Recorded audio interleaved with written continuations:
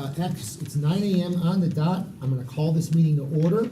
I am Dan Saracki, your committee chair, representing the city of Flower. Let's go around the room and introduce the other PSTA board members on the committee. I want to start with you, Commissioner. Dave Eggers, Pinellas County Commission. Tom Reed, City of South Pasadena. Josh Schulman, City of St. Petersburg. Good morning, I'm Brad Miller, I'm the CEO of PSTA. Thank you. And then we're going to go to item number 2, which is our public comment. Do we have anybody that'd like to speak? Okay, I'm going to close the public comment, and then we are going to start with action item number 3, approve the August 21st, 2024 minutes. Do I have a motion to approve? So moved. I've got a motion. How about a second? Second. All right, any other discussion on this item? All in favor signify by saying aye. Aye. Any opposed? Motion passes. Next item on our agenda is 3B, and that is the Greyhound license agreement. James Bradford, Chief Operations Officer, is going to talk about a license agreement renewal with Greyhound Bus Lines to continue using PSTA's Pinellas Park Transit Center. Welcome, James. Thank you. Glad to be here. Happy Wednesday, everybody. So this is a quick and easy one for you, but let's just give you a recap of what we're trying to do. Extend our partnership with Greyhound for the next 5 years. We came before you in, I believe, August of 2019 before the board to grant us approval to partner with Greyhound at our Shops at Park Place Customer Service Center. So the recommendation is to continue that. Our agreement recently ended August 28th, 2024. So if we're able to get approval today, it'll be retroactive to that day. So it's been a great partnership. We have to get board approval on this because it revises an easement agreement that we have with KB Parkside over at Shops at Park Place. So we have to make sure that they're aware and just how we use that facility over there behind Target and the movie theaters in that area. So again, we started talking to them, I think back in 2018 or so, of what would be a good spot in St. Petersburg that they could use. It's been going very well. It offers the PSA customers a lot more options. So besides just kind of traversing through the county, you can connect through a lot of the different cities and towns throughout Florida. Greyhound serves nearly 60 cities and towns throughout Florida. So just to give you an example, you could go to Pinellas Park and you could take a bus directly to Tampa, directly to Sarasota. Heck, you could even take a bus and connect and go directly to Jacksonville, Miami, or Orlando. Ticket prices aren't too bad, $15 to get to Tampa or Sarasota, about $35 to get to Orlando. And if you wanted to connect to like Miami or Jacksonville, some of the further places, I think it's like $45 and up. They have their own ticketing app, and that's how a lot of the patrons kind of use their buses, get off and on. So that's essentially it. We want to just keep this going for another 5 years, and the original agreement does allow us to have up to 2 5-year extensions with this renewal. If we are able to renew, this will run through August 28th, 2029. One of the other great things is our licensing fee went up as well. Previously, it was about $1,667 a month. So there's a 7.5% increase with this new agreement. So we're now, I think the new number is $1,792 a month, a little over $21,000 a year or so. So that's good. So that's also kind of boosts PSA's ability to kind of bring in unique different types of revenue. And I will stop it there and answer any questions that you may have. Thank you very much. Do we have any My questions? pleasure. Just real quick. Yes, go ahead. No normal increases, annual increases, just each term gets an increase? Correct, yeah. So that Flat during the license term. fee will be run flat for the 5 years. Thank you. Yes, sir. Josh, any questions? No. I'm shocked. I ran out of questions last meeting. Okay. Well, this is a good one. This is great for our customers too, so it gives them a lot more options to kind of get around the state. Yep, great presentation. Thank you so much for the update. Thank you very much. I'm looking for a motion for Move approval. approval. I have a motion. How about a second? Second. Any other discussion on this item? All in favor signify by saying aye. Aye. Any opposed? Motion passes. Next item is C3, Risk Management Insurance Contracts. Diane Randall, Director of Risk Management, is happily not here for an accident settlement today. Instead, she's here to walk us through renewing our insurance coverage. Diane, welcome. Thank you. Good morning.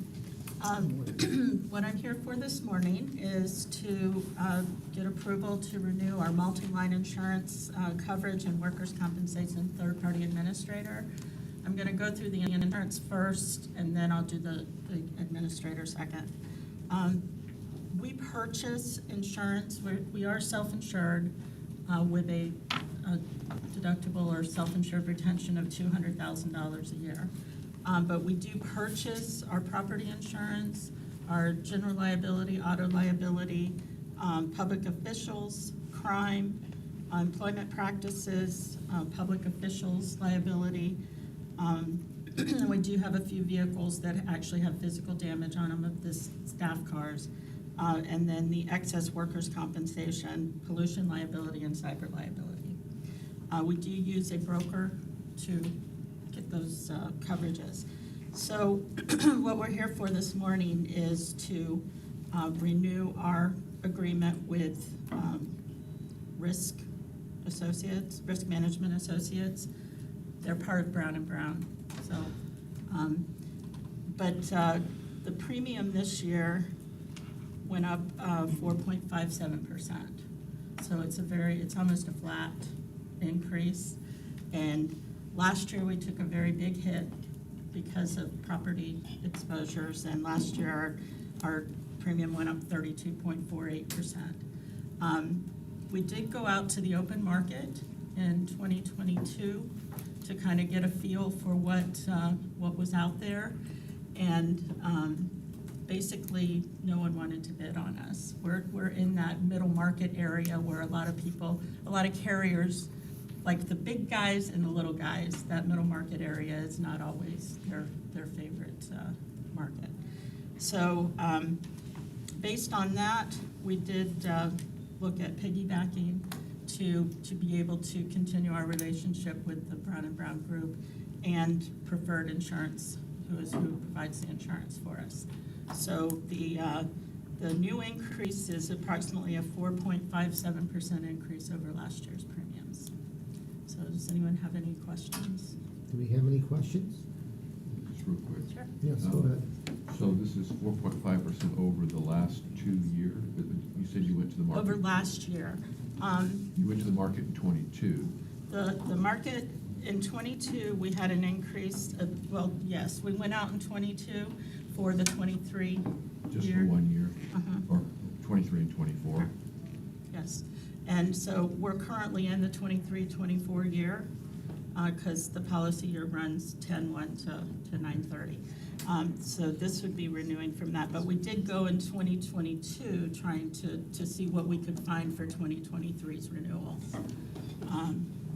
And we had an increase of 32.48% in 23-24. Most of that was due to property coverage. And we took a big hit last year, but we trended all of our property. So that has helped us. I'm sure some of you have heard grumblings amongst your cities and your other business organizations about how much insurance is going up. So to be at a 4.57% increase is pretty good in the market right now. And then that'll be flat for 3 years? No, it's a single year coverage. Oh, that was a 3-year, I'm sorry. Well, we still have to be, it's for a contract for the broker service for the 4 years, but we still have to have everything renewed because our coverages do change. For example, when we open the Clearwater Transit Center, we'll have an increase at that time because we have new property that we're adding. Thank you. Tom, any questions? Nothing from me. Anything? So last night at our city council meeting, we actually approved our insurance, and it went way up. So I understand there's an increase. I mean, it's statewide, nationwide. Yep, there's a lot of, especially the smaller communities that have not been trending as they go along. We have, on our broker's advice, we have trended pretty much a little bit every year. Last year, we didn't have a choice. The carrier was like, this is gonna happen. But we've been trending to keep up with the supply chain issues that have been going on. So we're in a much better position than a lot of other municipalities are. Diane, can you explain to them what trending is? That is, property values, we all know they fluctuate. But when you're looking at the insurance, you're looking at replacement cost if something happens to your building. You have actual cash value, which is just the building, and then you have replacement cost if something happens to it, what it would cost to replace it at this time. So trending is taking into account the market conditions with the supply chain issues, labor, all of those things that we all know are going up and up and up, to increase the values as you go along, so that, you know, if we had a replacement cost that was based on a 2019 appraisal, they could not replace that building, could not replace any of our buildings for what it was in 2019. So that's what the trending is, to keep up with the market of what the costs are to replace. Thank you for explaining that. Appreciate that. Mr. Chair. Yes, sir. Go ahead.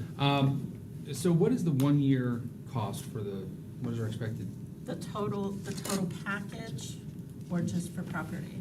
for, that we're paying to Risk Management Associates for the first year? They are actually paid by the carrier. Okay. So our premium for 2025 is $1,099,433. Okay, so the remaining part of the contract is to account for additional potential increases based on Correct. our needs. Yeah, we Um, also have a pollution policy that's a 3-year policy, and we're in the 3rd year of that, so next year we'll have that policy renewing, and I did put that into the factors of the numbers that we're asking for. And did we keep it as a 3-year contract? I'm looking at the contract we're piggybacking off of, Mhm. and it ends in July 28, 2028. Are we keeping it at 3-year so it aligns with our fiscal year versus, so why aren't we just going with the full out to 2028 on the existing contract? I'm not sure I understand that question. So, the term of the contract that we're piggybacking off of the town of Davie, 28. and their contract Oh. goes to July 28, 2028, Right. but we're only going to September 2027. And that is to keep it on the fiscal year. Yeah, I imagine it was, okay. Yeah. So I suspect that sometime before 2020, that term will be trying to go back out, okay. Yes, we will. Conditions are just so bad right now that it's better to piggyback than it is to, use the resources to do something we know is not really gonna do much for us. Understood, and Yeah. who knows what the insurance environment will look like 3 years from now here in Florida. So, Correct. okay, thank you. All right, any other questions? Then I'll entertain a motion for approval. Move approval. Second. I have a motion and a second. Any discussion on this? All right, all in favor signify by saying aye. Aye. Any opposed? Motion passes. Thank you. Next is 3D, Risk Management Software Contract. Diane again? No, I need to do Hold the on. workers' comp administration first. There was 2 parts to. Part B. Okay, thank Sorry. you. The second part of this one is for our workers' compensation, third-party administration with commercial risk management. While we are self-insured and self-administered for our liability, we do use a TPA, or third-party administrator, for our workers' compensation claims. And this is the renewal of the agreement with them. They have been very good partners to us. They provide great service to us, and they have been very competitive. In 2023-24, the total increase that they charged us over time was 4.4. And that included increases throughout the 5-year period. For this 5 years, they're charging us the same amount every year for the full 5 years, and it's a total increase of 5.44%. So it's very competitive based on what labor costs and expenses are at this point. So this, and you may ask, why do we self-insure for self-administer for liability but not workers' comp? Workers' comp has a very complex compliance regulation involved with it, and it takes a lot of computer resources, that it's just more efficient, especially with a small, we only have open at any time 35 to 40 claims.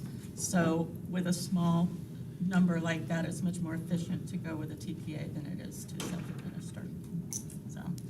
So I'm asking for you to approve a 4-year contract for workers' comp third-party administration with commercial risk management for a total contract value not to exceed $240,000. Thank you. Any questions? Move approval. Second. A motion Wait, and wait, a wait. second. Any other discussion? Yes, I have one quick question. Sure, go ahead. So that was a 5.4% increase, it's a one-time increase, and then it's flat from there out. Okay, thank you, that was it, just want to make sure I understood that. All in favor signify by saying aye. Aye. Any opposed? Motion passes. Now we'll do 3D. Hold on. Oh, Go ahead. Diane will now talk about the contract for risk management software. Okay. As a self-administered organization, we do have adjusters on staff. I'm a licensed adjuster myself, and we do administer the claims right here on property.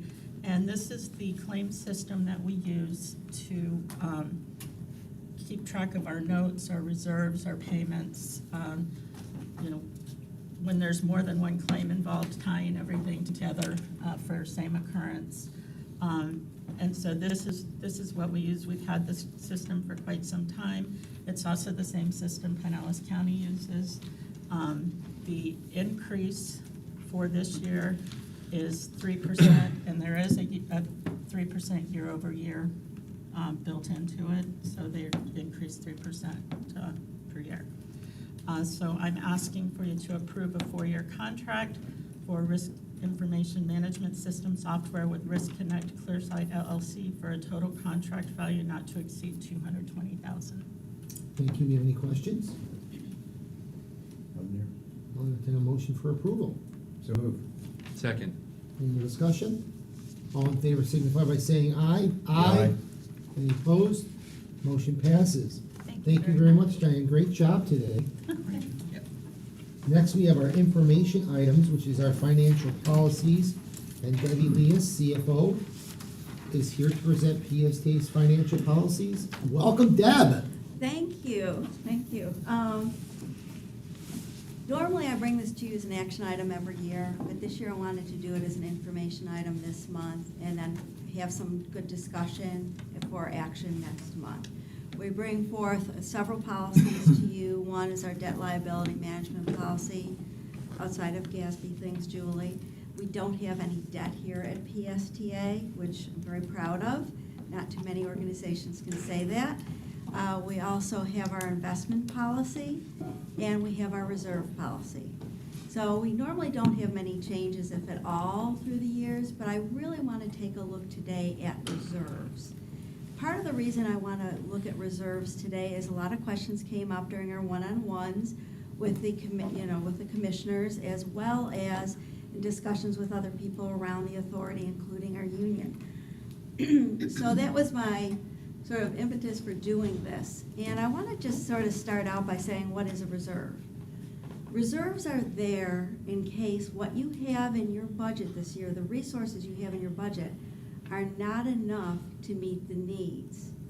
So you're looking outside the budget to fill a gap. Now, those things could be things that are long-term, like capital projects. They could be for things that are unforeseen expenses, and they can also be planning for expenses in the future. So there's two ways of looking at insurance. One is savings or insurance, risk or reserves. I've got too much of Diane on my mind. Savings versus insurance. So from a savings standpoint, it's like you're saving for, Commissioner Schulman has a son who will be going to college someday perhaps, and he's going to start saving now for expenses that you know are going to incur. I have to save now? Start saving now, yes. More is better. It implies more is better, because you don't know where he's going to go to school. So it's a way of being able to set aside the funds for things you know you will be spending money on. Another way to look at it is as insurance. So this is where you've set aside money for things that are very volatile. So if things are volatile, they're risky, hence reserves help to manage your risk as it goes forward. Examples, hurricane funds. Some organizations have hurricane funds. Reason being is FEMA will come in if there's a hurricane, and they will repay you for your expenses 3 to 4 years down the road. And they are very fussy on what they reimburse, so they could disallow quite a bit before you get there if you haven't accounted for it properly. Some places have diesel fuel funds. Fortunately, we're getting less and less into that, and we work to mitigate our fuel expenses here by locking in prices. And then we have, as you've just heard from Diane, we have insurance funds. Not everything that we have is insured.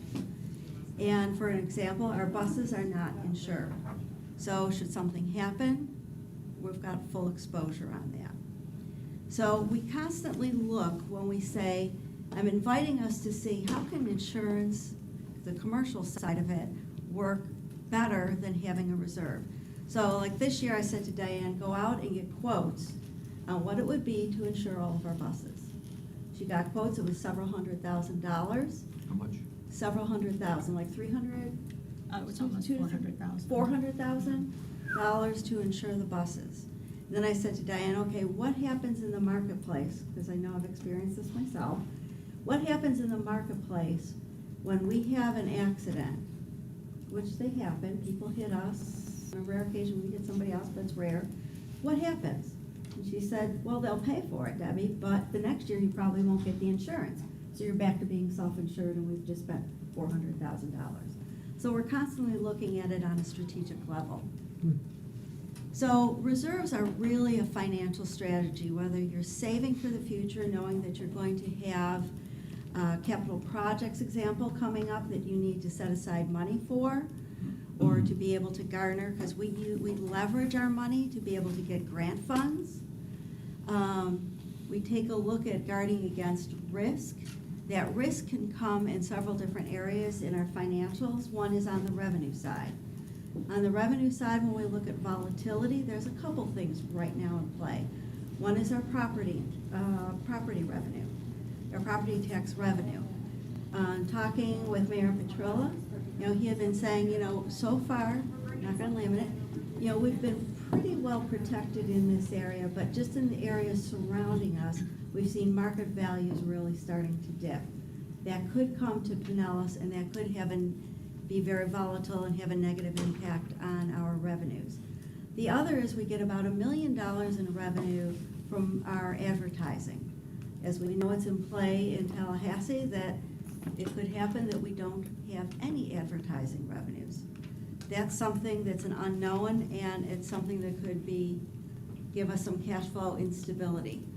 The other piece has to do with timing of our revenues. And I'll be showing you a little chart on that later. But all these things come into play is why do we need reserves? So here at PSTA, there's two basic types of reserves. Restricted by the board, which is the policies I've set before you today on the information item, and legally restricted. Legally restricted could be by a specific contract. A prime example, though, would be Federal Transit Administration has a set-aside money when we sell an asset. Let's say a bus gets in an accident. I don't know why I'm blaming Diane for that. Bus gets in an accident, and it still has a useful life on it, and it's not repairable. We have to pay back Federal Transit Administration for the remaining balance of its useful life, what's on the books.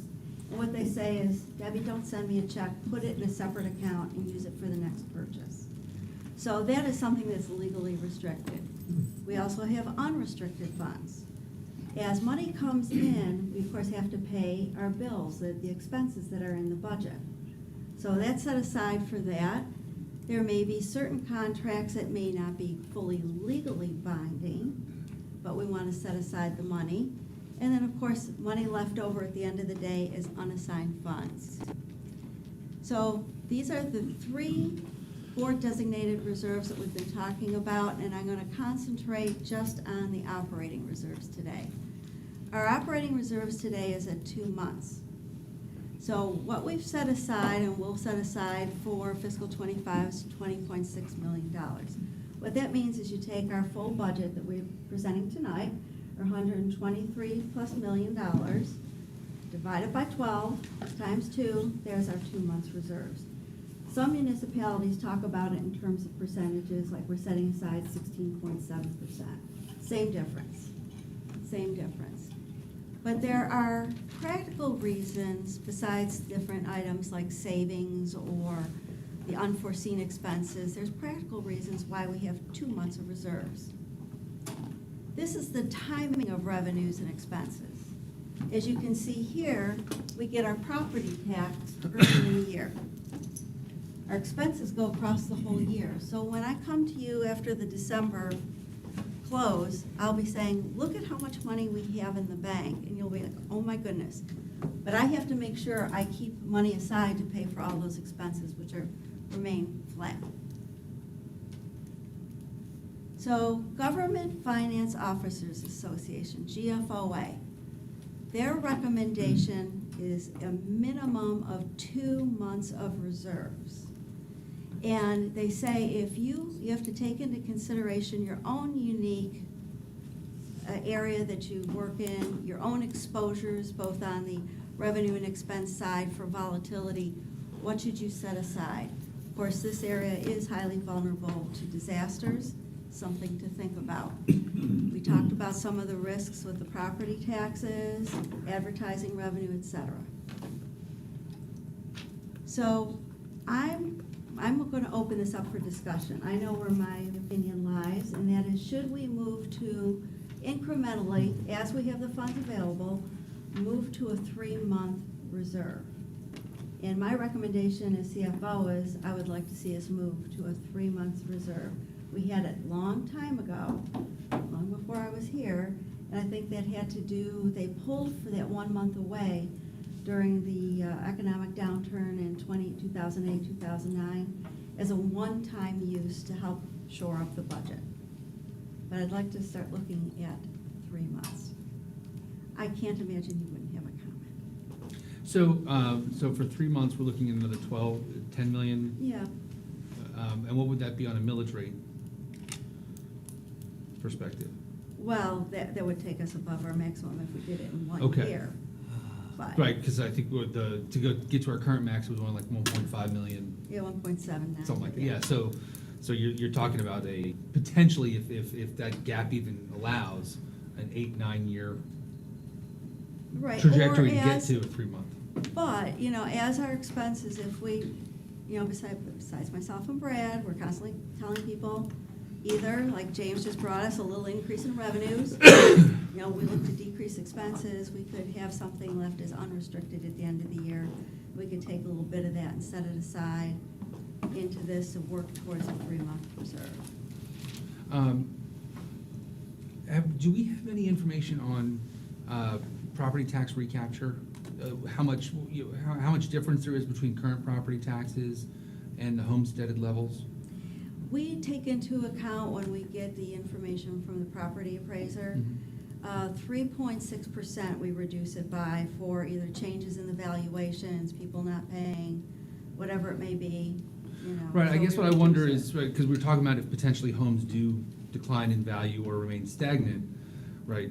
If your home's valued at 500,000, but your homesteaded base is at 300,000, then we're still going to see those 3% increases on will. that homesteaded base, even if this drops. Right. So that recapture difference, Oh, I see what I you're don't saying. know, I don't know how much recapture, like, that's a reserve also in recapture, because we have the ability to raise revenues even in a retail declining home value market. I don't Right. know if the property appraiser's office has a indication of how much recapture exists in the current, I can reach tax out policy. and ask. okay. I can reach out and ask. Generally, I think, 3 months, the more reserves you can have at any point just makes you more fiscally sound. Of course, there is also the balance of, how are you allocating those 3 months as far as savings, right? And at least now, for the time being, short-term savings are at least returning assets back, right? So those reserves get to compound back into more reserves because we have them and can grow them. So, I think it makes sense. Any other comments? Question? What kind of time period are you looking at to get this back up to an additional month of reserves? Where you, it's I good. mean, I know it's a I don't have a open-ended time. question, but. Yeah, I don't have a timeline. You know, I would like to be able to, like I said, in years that it's, you know, we've got a little left over at the end of the day, not to pull all of it out, but, you know, put something in there. 'Cause- So it's taken us a while to get to two months, I think. Well, on that note, I think it makes sense. I mean, we just, like everybody else in our city, just finished our budget, and we were increasing our reserves, you know, as, you know, our city's surrounded by water, the county's surrounded by water, and storms tend to come this way, so. Do you know what percentage your city has, or? How many months Months, reserves? or- yeah. We're trying to get up to 10, to 12. We're, 12 months. we're at 8.5 months right now, and our new mills rate is gonna allow us to increase by about a half a month. So, but I mean, you gotta remember, our city could literally be wiped off the map in one storm. So that's our Right. finance director's logic is in wanting 12 months. Whereas you're more inland, you don't necessarily need 12 months. I mean, the likelihood of an entire city being wiped off is not as strong as it is when you're right on the water, so. I think it makes sense to look at increasing the reserves. I mean, I hate to say it, let's face it, our number's gonna come up one of these days. We're gonna need the reserves at some point. So it just makes sense. Yeah. Commissioner, unique? Well, I'm never a fan of reserve increases, so, you know, I kind of go the other way. I like the recommendation at 16.6%, which is about 2 months. The only thing that, you know, concerns me a little bit, which, you know, again, I was not aware until you mentioned it today, was that, and I don't get this, I mean, we have our businesses moving people in buses and they're not insured. So our buses are not insured. Just the physical bus itself. We have auto liability to cover the people. Oh, no, I understand. I mean, I can't imagine driving around this county in a car without insurance. I mean, you know, people do because they can't afford the insurance. And that's what we're doing. Yeah, we find that out when they get us. Where we're saying we can't afford the insurance for our buses. We're driving around uninsured as far as the physical. So really, So- I mean, and since I've been here, and Diane can probably jump in, I think we've probably only, and it wasn't our fault, one time, we've had. One bus that we lost. Yeah, Well, we didn't even lose it. We did have it repaired, but it was on the cusp of being a total loss. Because a car versus a bus is not going to do as much damage. That particular one was a truck, like a dump truck type vehicle versus a bus. And that one is just like two cars being in a collision. But I've asked that same question, Commissioner Eggers, a lot about that. So doesn't make me sleep too poorly anymore. Because of that stat that we've only lost that one time. That's why we really want to have good, safe drivers. We have a whole safety team. It's focused on that, reducing the number of accidents. The bigger risk is some kind, like a hurricane or a fire or something, when they're all parked right out there, all in a row, and then you would lose like 10 buses in a row, or some kind of catastrophic thing. That's a little bit more. So then, that's why if there's a hurricane's projected, then we send them to higher ground. Has our level that we have now ever been, the level of reserves that we have now ever been like threatened or used so that it dips We well do. below that? we do that use some of our 15? reserves this time of the year, just based on the timing of when I can get grant funds in to reimburse us. Right. It's like Julie the other day said, Debbie, we're going to be pulling from a reserve to be able to get through to the end of the year. Is there anything else you can draw from FTA right now, anything you can do? So it's a timing issue? It's a timing Yeah, issue. okay. So we have plenty for that. We have plenty Yeah. for the timing issues. We got a lot of, you know, at the county, we went from 16.6, or no, it was 15 actually, to almost 21%, which again, I disagreed with. But we have other funds. We have a waste to energy plant that has a lot of reserves that can be used. at any time. So if we know there are issues that come up, we can use interdepartment reserves and loan money and repay from a timing standpoint. So it's a little bit different. But nonetheless, the wisdom of our board was, I think it was a 4-3 vote, so it was close on raising it to 20.8. So I think we had plenty. We didn't need to do that. We've never had an issue with it, never, again, well, we may have an issue someday. So again, I've just always been a little bit more, I call it conservative, and I understand you're trying to be conservative in protecting. I'm trying to be conservative in setting aside taxpayer dollars when we don't maybe not need them. So, Well, I think, I hate to say this, you may have been the one who inspired me with this, because when we sat down and we chatted and we talked about health insurance reserves. Now, we're not self-insured here, but, that's something where there was a period where our health insurance went up so high, we knew that the employees couldn't handle it, and PSDA stepped in at that moment in time. And, having a health insurance reserve would just be a one-time use, because if you use it for that 1 year, it's gone. But it might be having something somewhere that could be a benefit to the whole authority, even if it's part of our operating reserve. So, you kind of incentivized me to say, we have I'm part of it, older population here at PSTA, and we do have some significant health insurance increases sometimes. but again, one of the bigger risks that you have is not being able to raise your millage rate if you had to, right? I mean, you can't raise it above a certain, Right. so you're restricted in that. If you, go ahead. No, I think, and I'm just gonna throw this out, and as Al would probably say, you could throw things at me. But, let's just say we go down the road a little bit, and the property values drop. To your point, you're gonna have those people who are always gonna continue to pay the 3% increase, and we've got some protection. But if property values really drop, now when we go ahead, to your point, and we have that wiggle room to increase back up to our max millage, you'll be doing it on a much lower base than what you could set aside today. So the board has voted, and I understand, to be able to give back to the community in which we serve through lowering the millage this year.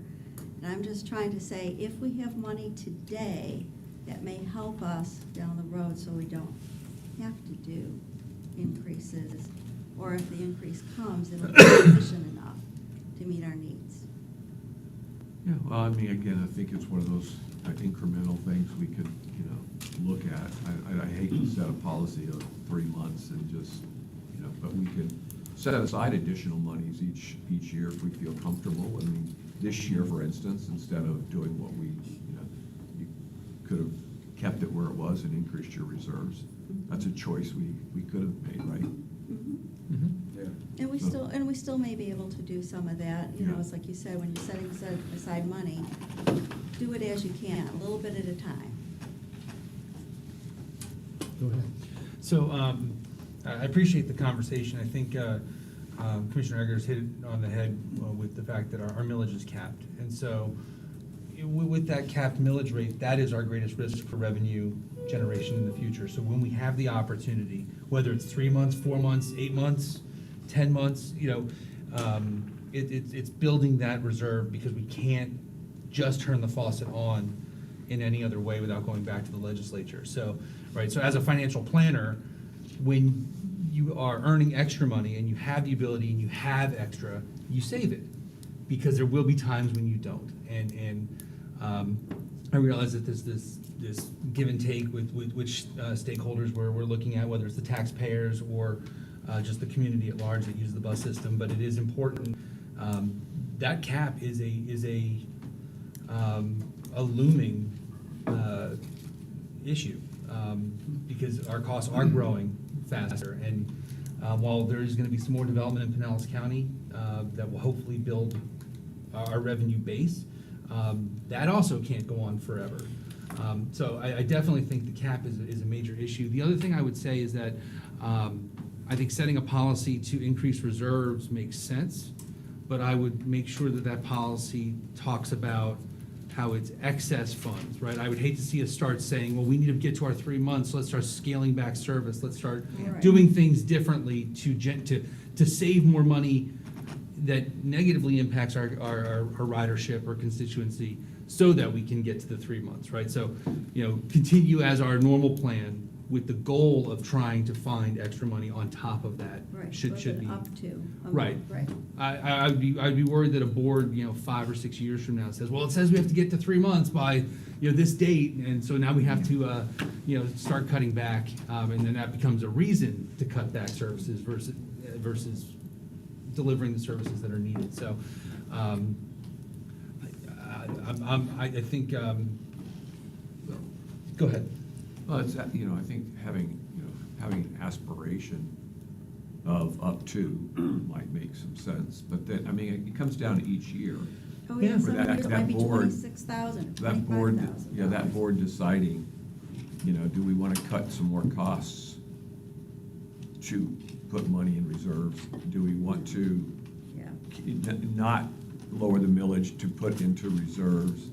Do you know what I'm saying? So those are just choices each board makes, with the idea that there's a policy in place that we're thinking we want more reserves, maybe up to 3 months, but not necessarily setting a number.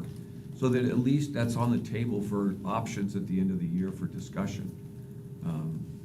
I don't have an issue with that. I think that ties us, that's the decision we always have, but, and we're having this discussion because there is talk about, leveling off of property increases. So it's like, well, nobody ever talks about the savings of it when property values are going crazy. And we say, all right, let's pull back and reduce millages and try to do that. So I get, that's on my cynical side that comes out sometimes. But when property values are going down, we definitely want to talk about preservation. So I do think there's a thought process between the capping on the millage that we have and that we have it maybe aspirational to increase our reserves. But I would hate to set Yeah, I wouldn't, and I don't have a date in there, but on my draft, but I just wanted to really put this out for which I think we've had some good discussion. But I think at least it makes it a conscious part of our annual budgeting process. We consider that, are we gonna bump reserves up a little bit? Are we gonna lower that millage like we can, or, so we have that. Just to add, just one thought that I've always had, but as Debbie says, I spend this money a lot, knock on wood, like at the end of the fiscal year, on September 30th, usually PSDA does a good job, thanks to Debbie, at coming in slightly under budget, under the adopted budget. Either fares revenue is higher or diesel fuel prices are low, whatever. We save money, like $1 million, or maybe Sometimes not. it's small, uh, sometimes you know, it's not. Coming under budget. And then that, you can throw that into the reserve. It's, it's found money. It's not affected by the millage or anything like that. So, you can put that into reserve. And I think I've also told James, maybe we're gonna give that to the union, but, Well, that's why, I want to make sure I'm very clear on this when we're talking about this. This is nothing to, we want to make sure that we're meeting the needs of the employees, or, we're doing it all within the scope of our budget, that we have, et cetera. But sometimes there's money left at the end of the day. Sometimes there's a lot, sometimes Yeah. there's a little bit. So Deb, thank you so much. Sure. Just one quick comment. Mhm. It's been 15 years since we had a 3-month operating reserve. And I think that what you just explained and what the comments were from us, I think it's great that you're starting to plan this now, looking towards the future for PSTA. So I absolutely support this. And that's all I want to add. Thank you so much. Anything else? No, I will be back next month with an action item Okay. on this. I'll cast my vote now. What's your Okay. vote? Thanks for putting it off for a month, you know. You stand a chance, man, you stand a chance. All right, next is reports, ridership and performance. Devin Deal, PSTA's data manager, will now talk about the ridership trends for July. Devin, welcome. Good morning, Finance Committee. My name is Devin Deal, Planning and Data Analyst Manager, and today I'm going to talk to you about weekend service. This is one of the key focuses of our community bus plan that you've likely got a few presentations on, and you're going to receive one next month. But this is also kind of nationally relevant. Members of the planning team recently attended a conference in Washington, D.C., a planning operations and scheduling conference, and one of the major topics of conversation was changing travel patterns in transit, and how the typical weekday commuters who would have generally 10 boardings a week, you go to work and home on your 5 weekdays, that's now 4 or 6 boardings a week as they've kind of shifted to a work from home or office hybrid schedule. And nationally, we're seeing more of a demand for consistent span and service 7 days a week with higher demands for weekends and better recovery on weekend ridership than we saw on weekdays. So for a reference point here, this is fiscal year 19 in blue and fiscal year 24 in orange. And this is comparing weekday, Saturday, and Sunday, average ridership by day, pre-pandemic to this fiscal year. You see weekday, fiscal year 19 in blue, and fiscal year 24 in orange. Our weekday ridership has recovered significantly less than our weekday ridership post-pandemic. You see Saturday ridership still hasn't fully recovered, but it's more than weekday, and Sunday ridership is nearly entirely recovered. There's a few reasons for that, but one of the main reasons for higher ridership on weekdays is that we just schedule a lot more service. There is more ridership, but it's not really an indication of productivity. Sunday, we run about a third of the service that we do on weekdays, but it's actually our most productive day as far as passengers per revenue hour. We carry the most passengers per revenue hour on Sundays. And Saturdays are actually very comparable with weekdays. So when we look at this and try to gauge the kind of service we have out and how that compares to ridership, this graph here is our average weekday ridership by trip hour. The blue bars are the number of buses that we have out at a given hour, and the orange line is the average daily rides by trip hour. The blue bars coincide with the axis on the right, and the daily rides coincide with the axis on the left. You see that generally our rides are happening when we have the most buses out there. We see an AM, PM peak, but we also see we have a lot more buses out in the AM and PM. We see the buses more buses out than ridership, but that's because we have buses traveling to service in the mornings and coming back out of service at night. So while there's still technically a bus out there, they're not carrying passengers, they're not picking up riders. So that's why you see the ridership kind of lag under the number of buses. What this looks like on Saturdays, this is same graph, same scale. Again, we see the ridership nearly directly follows the number of buses we have out. We don't see that typical AM, PM peak on Saturdays because we don't schedule an AM, PM peak on Saturdays. When we look at Sundays, again, about a third of the service on weekdays, we also see that our ridership is directly following the service that we have out. And so we have a few routes that offer consistent, the same frequency, generally the same span, 7 days a week. And we see very different trends in the rest of our fixed route services on those routes. This is the ridership trends of our regular fixed route system. Weekday is in blue, Saturday is in orange, and Sunday is in green.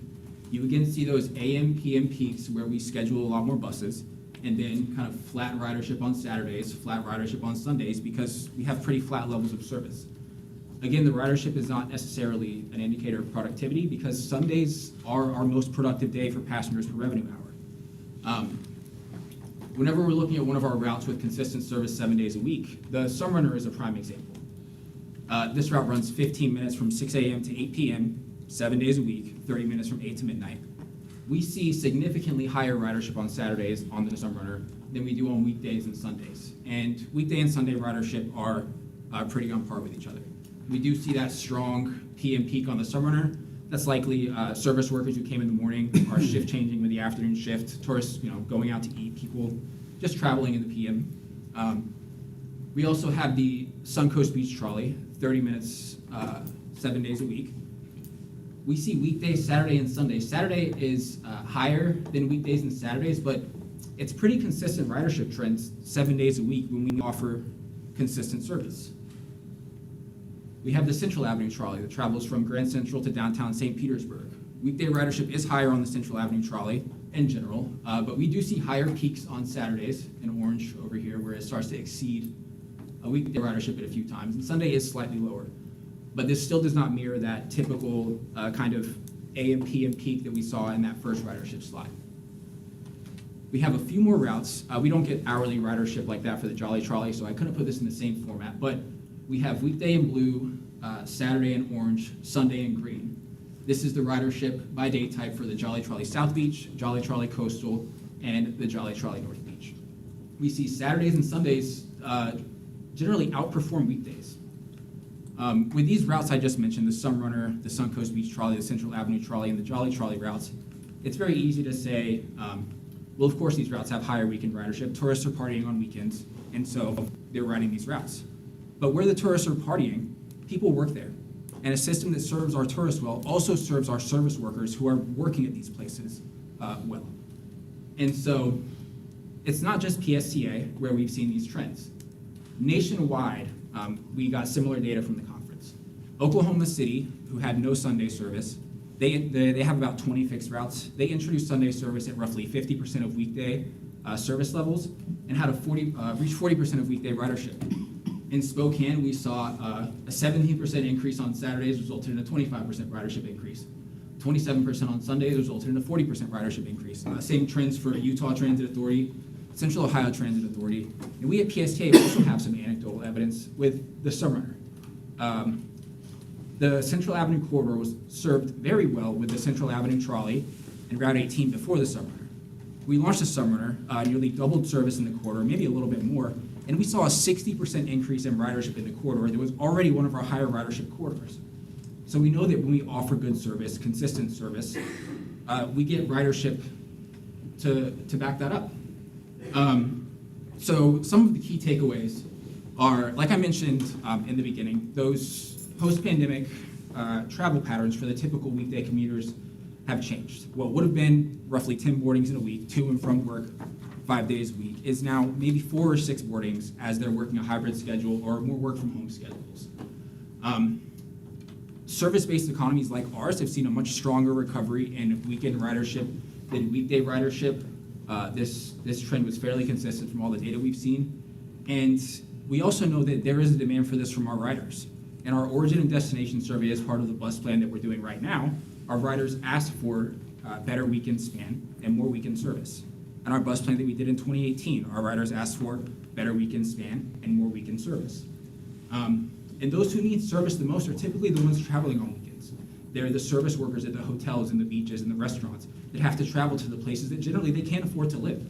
And whenever on Saturdays and Sundays we turn off a third of our routes, roughly, if we don't offer service that can get you to work 5 days a week or 6 days a week whenever you're getting to work, you can't rely on our service. And if you have to work Saturdays and Sundays, and we don't run the routes that you need to get to work to connect to Suncoast Beach Trolley, the Sunrunner, routes like that, it's not very useful for you, and you're probably going to try to get a car so you have a reliable way to work. And consistency matters. And so with that, I'm happy to take any questions. Thank you very much. Any questions for Devin? Yeah, if you could, Devin, thank you so much. That's a great presentation. The bus hours versus the rides, I mean, you showed the graph where it trails down. You mentioned that it's different in the morning because of incoming buses and outgoing buses. Is that the same for the evening hours? Because I noticed Yes. it's all the same.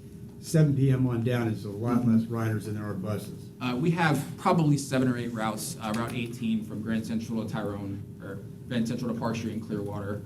Route 34 that offer additional peak service, and that's where you see these buses coming in. And then the peak service ends roughly 4 p.m. and then you see the buses tailing out of peak service throughout the night as we start winding down through midnight. All right, thank you. Anything else? Yes, go ahead. So along those same lines, I will say, great presentation, thank you. In the future with the chart, if you could potentially update that to show like when the buses are in service versus just being out, I think that takes out some of the question and kind of focuses these are the revenue hour timeframes. But what it seemed like your takeaways were suggesting building in more consistency, especially along those core corridors. and then using programs like Direct Connect and other things to get, so that we can increase the consistency in different areas and still drop down the number of actual routes, right? Because we've been through this, like, we don't have enough money to be consistent and have coverage, right? It's, Right. especially on the weekends. So is that what you, did I say that correctly, or should I have a different takeaway? So essentially, we're really just trying to figure out, this is a resource allocation game, right? On a Mhm. fixed budget, we can only offer so much service, and to provide service on another day, we have to take it from somewhere else. It's not so much about Direct Connect, it's really about travel patterns have changed, especially during peaks, and we're still scheduling for the peak services that we had pre-pandemic, whenever we generally know that the buses aren't as full as they were pre-pandemic. And maybe that peak service that we're scheduling now is not really required. And we see from the load analysis that even if we took away the peak service on a lot of our routes today to reallocate that to run all of our routes 7 days a week, the loads that we're seeing on the buses right now would not result in excessive standing loads and things like that. So we're trying to figure out the way to best allocate our resources to try to build that consistency in the system. And we're not exactly sure the approach to that yet. That's what we're going through in the bus stand and we'll be bringing to all of you, but that's the goal. This would have been a great presentation for the planning committee. But I would also say, we need to make sure that we have an overlay that talks about the UPass usage, because that is that peak ridership, Absolutely. morning, afternoon, and that is an area that is a long-term developmental area. Absolutely. But yeah, it's interesting to see how just the consumer usage of transit, both here and elsewhere, is changing. So, thank you. Anything else? No, I think it was a great presentation. I think it's thought-provoking. I think, like you said, I think planning would obviously benefit from this presentation as well. Yeah, it seems like during the week, the buses are there to provide the services. The way you were saying it was like, well, if we provided more service during the week, we'd have more riders. I do think that opportunity exists more for the weekend, to your point about the weekend increasing, more people needing services. I'm not so sure during the week that's the case, although just, reallocating services, like you said, we have a limited number of that. And maybe the after hours, it's more of the Direct Connect use. Those big buses out there are just more in the consolidated time frame. But anyway, good, really neat presentation. Thank you. Appreciate it. Thank you, Devin. Great job. Thank you. I love your statistics. Show the graphs. All right, next we have 5B, monthly reports. Julie Lippis, Director of Accounting, will walk us through the monthly financial report for July 24. Welcome, Julie. Hi, well, thank you very much.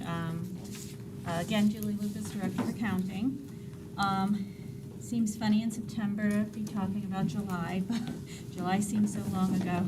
Looking at our July financials, though, we finished with a $7.35 million net deficit, which was $209,000 unfavorable to our budgeted deficit. Revenue is $501,000 unfavorable to budget, driven by state revenue being under budget due to timing issues.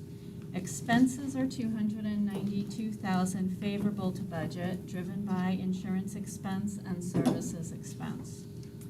Turning to the July year-to-date, we finished with a $22.8 million net surplus, which was $6.5 million favorable to the budgeted surplus. Revenue is $2.3 million favorable to budget, with investment income and federal grants driving it. Expenses are $4.2 million favorable to budget, with fringe benefits, service expense, and insurance expense carrying the favorable variance. And I'm happy to take any questions. Do you have any questions? All right. Thank you so much again for your financial report. Great job. We're going to move on to item 6. Other business. Does any committee member have any other business to bring before the committee? Nope. All right, then item number 7. Our next meeting is October 23rd at 9 a.m. This meeting is adjourned. All right. There you go.